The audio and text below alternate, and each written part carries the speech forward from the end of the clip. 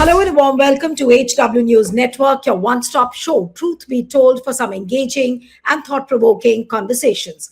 United States has now issued a temporary waiver allowing Russian oil cargoes currently stranded at sea to be sold to India in a move aimed at easing pressure on global oil markets and heightened geopolitical tensions and supply disruptions triggered by the ongoing US Iran war. Now, the waiver applies specifically to Russian oil shipments that had already been loaded onto tankers before the latest round of US restrictions took effect, but were left without buyers as sanctions tightened.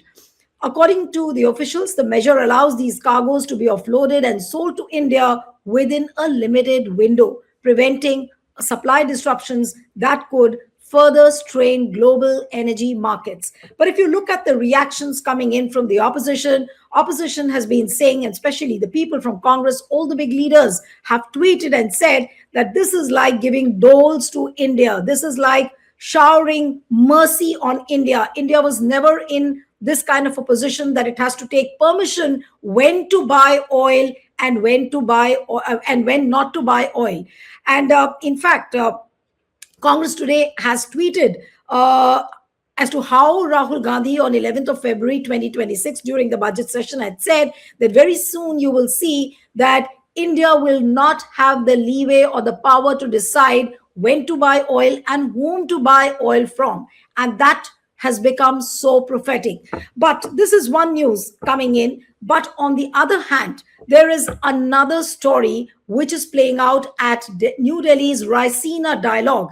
And a very damaging statement has come out from US Deputy Secretary of State Christopher Landau. And he was speaking at the Raisina dialogue, and I want to put out that statement. He has said, Christopher Landau, who's a US Deputy Secretary of State, says that India should understand that we are not going to make the same mistakes with India that we made with China 20 years ago in terms of saying, oh, we are going to let you be able to develop all these markets. And then the next thing we know, you are beating us in a lot of commercial things. We are going to make sure that whatever we do, it's fair to our people, because ultimately we have to be accountable to our own people, just as the government of India has to be accountable to its people. Now, is this not humiliation? We'll try and discuss this. Joining me this evening is Middle East expert, Dr. Shubhda Chaudhary. Dr. Shubhda, thank you so much for joining on HW News. First, we get a reprieve of 30 days, as if it's some kind of a mercy on which we are living. Then comes Christopher Landau's statement at Raisina dialogue. Where is India headed to? And what does it actually mean? First of all, thank you for inviting me. Let us, understand it, unpile it. The first thing is, who is Christopher Landau? Christopher Landau, during the first presidency of Trump, was the ambassador to Mexico. He comes from a very elite, privileged background. His father, George Landau, was also a diplomat. Christopher Landau is not the first time. It's not the first time that he's bullying someone. When he was in Mexico, he actually literally cyberbullied a Mexican female student who was harassed to that level that she had to deactivate her account. So he's very active on social media and he harasses people. He also made statements against Frida Kahlo. He is also called as El Quitavisas, which means that someone who is a visa remover. Because what he does is that he finds out every account who is tweeting against the ICE raids or against any kind of illegal activity in US, and then he removes the visa for them, whoever is tweeting. Now, incidentally, he was born in Spain, and then he shifted to US and is a lawyer and a diplomat. Yesterday, the statement that he gave technically is again a form of bullying that he has always done. Now, what is the difference between India and China when it comes to US?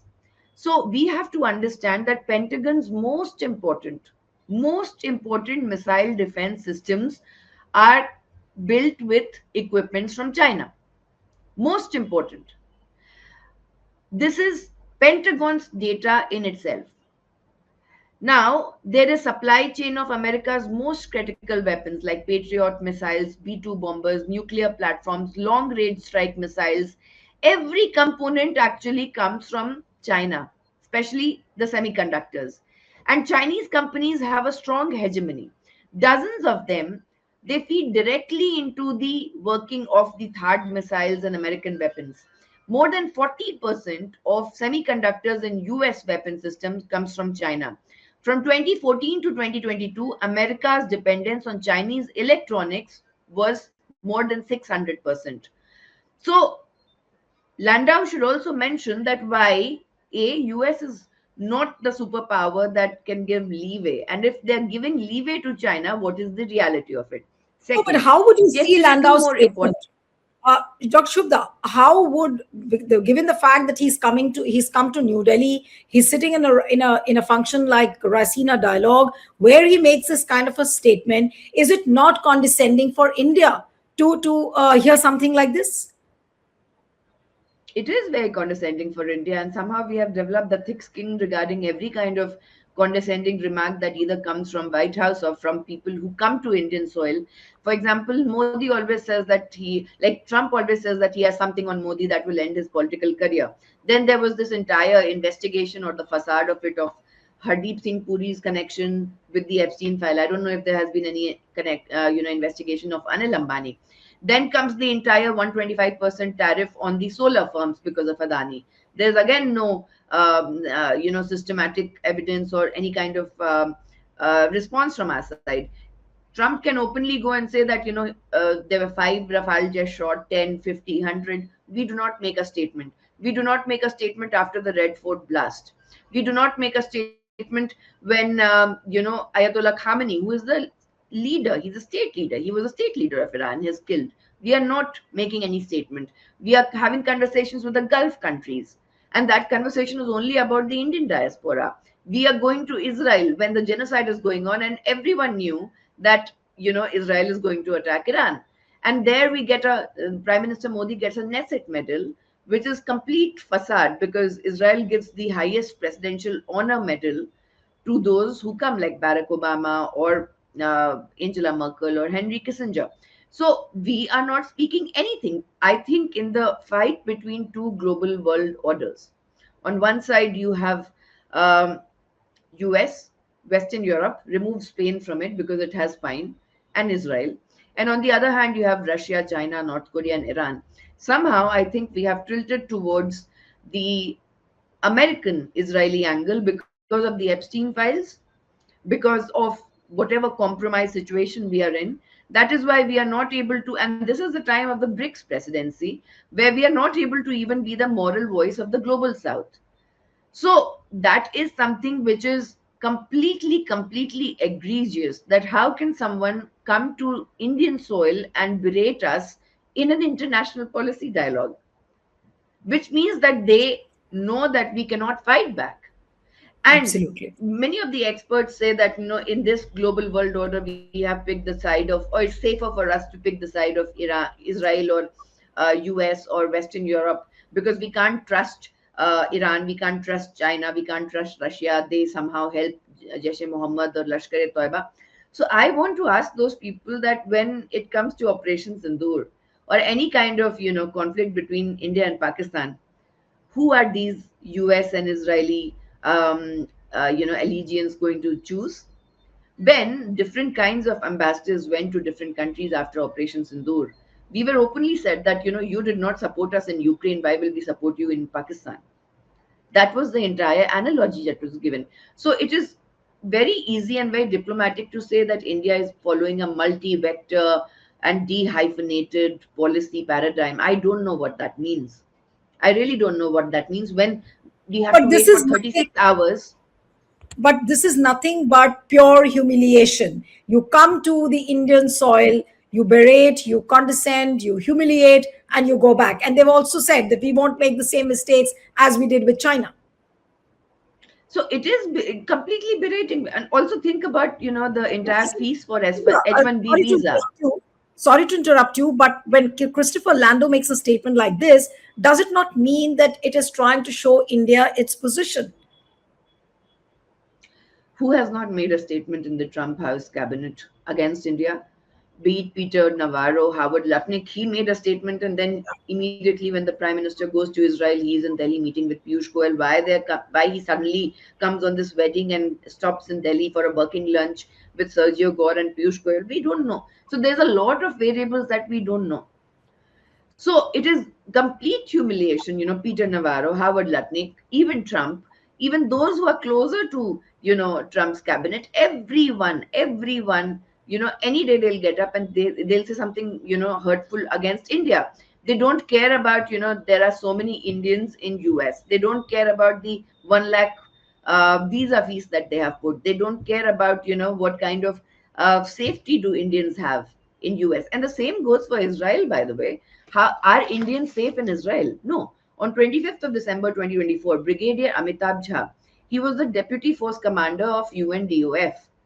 He died under mysterious circumstances, mysterious medical circumstances, when IDF was shelling Golan Heights. Havildar Suresh R dies in Golan Heights. He's killed by IDF. Colonel Vaibhav Anil Kale retired. He was security coordination officer at Rafah in Gaza. He was killed in IDF. Why did the Prime Minister not talk about this? The second question is, we have 85,000 Indian Jews in Israel, right? We have 30,000 Indians who are working in Israel as, construction workers or healthcare providers and even students. On 14th of December 2025, there was a video that went viral. The video went viral on 17th of February this year, but the thing happened in Ashkelon on 14th of December, where Indian workers from Uttar Pradesh were beaten up by Israelis. But there was no condemnation. The religion, identity, and everything, names of the workers was completely, hidden from us so that we don't get to know. So we don't know if Indian workers are safe in Israel. Indian workers are not also, Indian and Chinese workers are not getting shelters in Israel. Now, one can question that how can I know sitting in India about all of this? So this is something which is there in open source, and this is there everywhere, that Israel has, under the Hasbara or propaganda machinery, enacted the worst form of military censorship. They arrested Right. CNN journalists. They also, even Sky News journalists were not allowed to speak. And right now, the Israeli minister Ben Gavir has to appear in the High Court on 24th of March because he's trying to clamp down the press freedom. So everyone, even Sky News that has been allowed to enter Iran, has said till now that we have not seen any uprising, we have not seen any kind of protest happening in Iran. So Right. there is a lot of propaganda, and uh, most of them, the entire narrative I can put down into three reasons why this illegal Iran, US Israeli war is happening with Iran. The first reason, obviously, is Epstein files. An Israeli intelligence agent, Annie Mashad, actually stated that Netanyahu, who has waited for 40 years to bomb Iran, So you strongly believe that Epstein is files is the major. So you feel that Epstein files is a major reason for this Iran war. I don't feel, I believe it. I completely believe it because there are two kinds of burial taking place. One is the burial of 165 plus children in Minab in Iran that were killed by US and Israeli strikes illegally. And second is the burial of Epstein files that is happening in US. Well, it's not epic fury, it's actually Epstein fury that is actually happening in front of our eyes. And there's Hmm.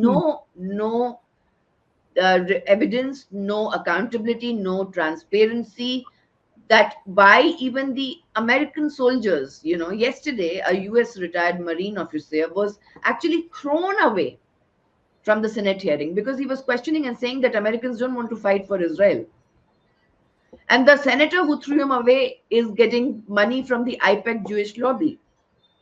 Right. So there's massive level of propaganda, and the reality is that we get so much of information about, this destruction has Hmm. happened, this carpet bombing has happened in Iran, this has happened in Beirut.